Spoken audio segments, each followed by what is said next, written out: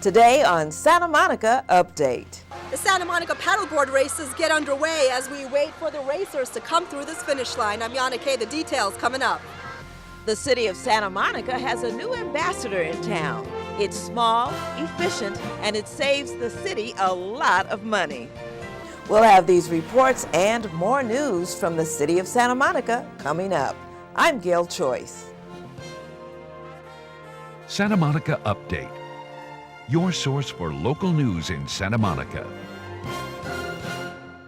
Santa Monica Update starts now. Welcome to Santa Monica Update.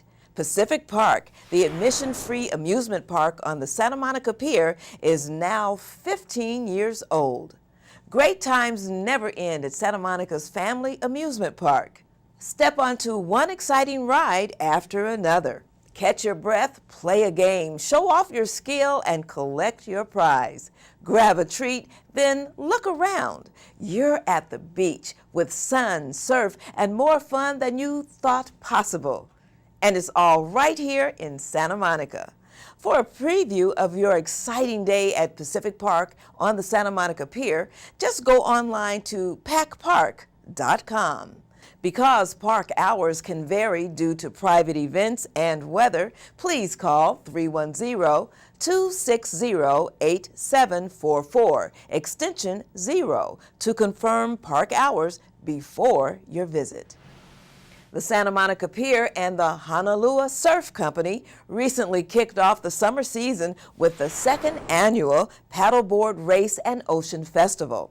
It was a race to the finish line as 200 paddleboarders took to the ocean to celebrate the sport that's making a comeback. Yana Kay has more.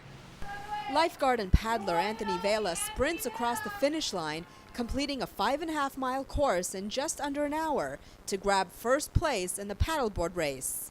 I really was just thinking about my stroke and upcoming races and kind of just getting a feel for what the ocean's doing and just looking around. There's so much to see here in Santa Monica, so it was just a combination of everything. Right. Now, Vela was one of about 200 paddlers who took part in the Santa Monica Pier's second annual Paddleboard Races and Ocean Festival, which was also a fundraiser for Heal the Bay. How are you feeling? Exhausted, but this is the best high. This is where it is. Thank you. Thank you. Even though today's events are for all ages, the races do require a bit of skill. The course is safe and it's very, very user-friendly. The course that just took off just now is the long course. It's a loop course. It's about 5.5 miles, and you're going upwind and downwind, out through the surf, back in through the surf. So it's a little more technical and way faster, and the equipment is a bit different. You know, the guys that are paddling in those races are using high-end equipment. Today's event celebrated the revival of paddleboarding, a sport that faded in recent history, but has now become one of the fastest growing sports in the nation. The racers here today say that paddleboarding in itself is loads of fun, but they say it's not as easy as it may seem, and today's races put even the most accomplished athletes to the test. Once they were out of the water, it was a tight race to the finish line. Yeah, it's not the most convenient thing when you're getting chased from behind, you know, so I knew that guy was going to be coming quick, and I didn't want to trash the board, so I didn't want to jump off, which is probably the quickest thing, and yeah, he's got some wheels too. Candace Appleby was the fastest woman, winning the women's paddle in just over an hour. When there's no girls in front of you, you just got to chase the boys and try to close those little gaps. But competition is great, but it's so fun to see families here and people out, not so much into the competition, but just here to support Heal the Bay. Event organizers say the goal of today's races is to get folks back to the pier and to get them excited about paddleboarding. For Santa Monica City TV, I'm Yana Kay. The event was part of the World Paddle Association's championship qualifying series and featured some of the top paddlers in the country. You can find more information on this venerable ocean sport at pierpaddle.com. The City of Santa Monica and Heal the Bay have teamed up to create and place 500 new trash cans on Santa Monica State Beach. The cans are wrapped in eye-catching artwork that reflects the playful nature of a day at the beach. They also remind the community about the need to keep trash in its proper place. The colorful artwork includes a quick response or QR code linking smartphone users to the new Santa Monica Beachcast. When a smartphone user connects, they will access lots of local content, including how to keep the beach clean, and weather and water quality. They can also get Twitter updates, opportunities to clean up the beach, and emergency contacts. If you'd like to view the Santa Monica Beach Cast without going to the beach or needing a smartphone, just go to smbeachcast.com. On Friday, July 15th, ramps on the 405 freeway will begin to shut down as early as 7 p.m. Closure of all freeway lanes between the West Side and the San Fernando Valley will begin at 10 p.m. The closure will continue until 5 a.m. Monday morning, July 18th. During this closure, the Mulholland Bridge, I-405 freeway, and access ramps will be closed. People are being encouraged to stay home because traffic all over the West Side will be horrible. But it is still going to be a great summer weekend in Santa Monica. So don't feel stuck. Use this time as an opportunity to do something new and have fun in Santa Monica, on foot or bike, of course. Think, stay local, play local, buy local. And if you need some ideas for those non-freeway days, take a look at santamonica.com or buylocalmarket.com. And for full information on the 405 freeway closure, go to metro.net/405. There are a number of services the City of Santa Monica provides that we literally take for granted. But rest assured, quality service is at the top of the list when it comes to the city serving you.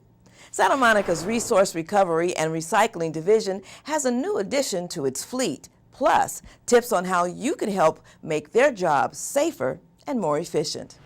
Take a look at the City of Santa Monica's newest addition to the Resource Recovery and Recycling Division's fleet, a new, smaller rear loader, also known as the Ambassador Truck. I figure this is an ambassador truck. I believe they gave it that name because it just solved all the problems, all the headaches. It took charge and it worked out perfect. It's a welcome addition to the resource recovery and recycling fleet. It enables us to go through the tightest alleys in town. Santa Monica's tight alleys generated a host of problems and concerns. For the most part, all of our trucks are way too big. Doesn't give us any room for the truck to be squeezed by the cans. We could damage property with those big trucks. It just wasn't working out. Another concern, the costly solution to the problem. We had to send the crew out here, and the crew consisted of about 10 to 12 people that were pulled off their daily routes on Friday to come out and pull out the carts. And it wasn't just one commodity that we had to do. We had to pull out the green waste, we had to pull out the recycle, we had to pull out the trash. That delayed the crew from doing their routes, and it was a stressful situation. The elimination of the rollout crew is a money saver. It reduces the need for 4 people pulling carts out for would total half a day, 4 hours. So we're very happy with that. We love efficiencies. The Ambassador Truck enables staff members to complete the same work in less time. With this new truck that we have here, it has helped us out a great deal. It reduced the crew from 10 to 12 to 2 people. Right now, I'm the one that's in charge of this route. Therefore, me and my partner, we come out here on Fridays and we do all 3 commodities. That 2-man team includes a sideman. As a sideman, my job is to pull all the refuge carts, recycle carts, and the green waste carts into the truck, pack them all in there, dump it, pack it, and then put them all back safely and quickly. The Ambassador Truck does not service all alleyways, and those trucks that work within tight alleys still need the support and cooperation of Santa Monica residents. Be aware of your collection day. Please don't park in the alley. It's tight enough already, and we certainly appreciate that. Santa Monica's municipal code says that containers must be at the curb or alley no earlier than 4 p.m. the day prior to collection and no later than 8 p.m. on collection day. For more information, visit their website at smgov.net/R3. The Santa Monica City Council plans to file a Friend of the Court brief in the American Civil Liberty Union's pending lawsuit against the Veterans Administration in Brentwood. The ACLU is suing because the VA is not housing disabled homeless veterans in currently empty buildings. The suit challenges what the ACLU characterizes as the VA's misuse of the land. The VA occupies 387 acres in Brentwood. The land was given to the United States in 1888 to provide housing for disabled veterans. According to an ACLU report, portions of the land are now used by private companies, and many buildings on the site are virtually empty. Our channel, CityTV 16, recently launched a bright new web page that allows easy access to CityTV programs. You can now watch City Council meetings on demand, as well as other CityTV shows such as Santa Monica Update, Be Green, Cheap Eats, and Get Out. CityTV's new website also has a live stream of the same content that is on Channel 16, so users can watch it live on their computers or smartphones. Find CityTV's new website at citytv.org. The 2011 Visitor's Guide to Santa Monica is out. The new guide showcases our city as one of the top 10 beach cities in the world. And that's not just our opinion. It's what National Geographic says about Santa Monica. So why not have one of the new guides on hand to show your visitors to look through? They might find something interesting or unexpected to do. Find the new Visitor's Guide at the Convention and Visitors Bureau kiosks and online at santamonica.com. Well, that's it for this edition of Santa Monica Update. Now stay tuned for Be Green, coming up next on City TV. I'm Gail Choice. For all of us at City TV, thanks for watching.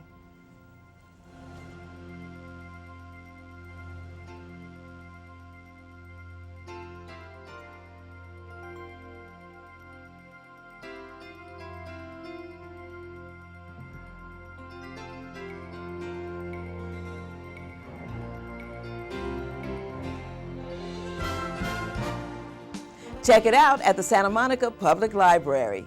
If the recycling ride-along has inspired you to get involved, the library's just the place to start. For those of you who are interested in gardening and want it to be sustainable, there's Tomorrow's Garden.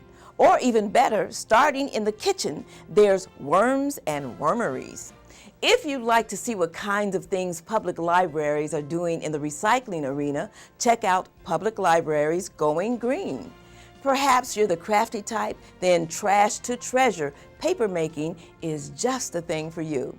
For these and other books, audiobooks, CDs, and DVDs, check out our online catalog at www.smpl.org.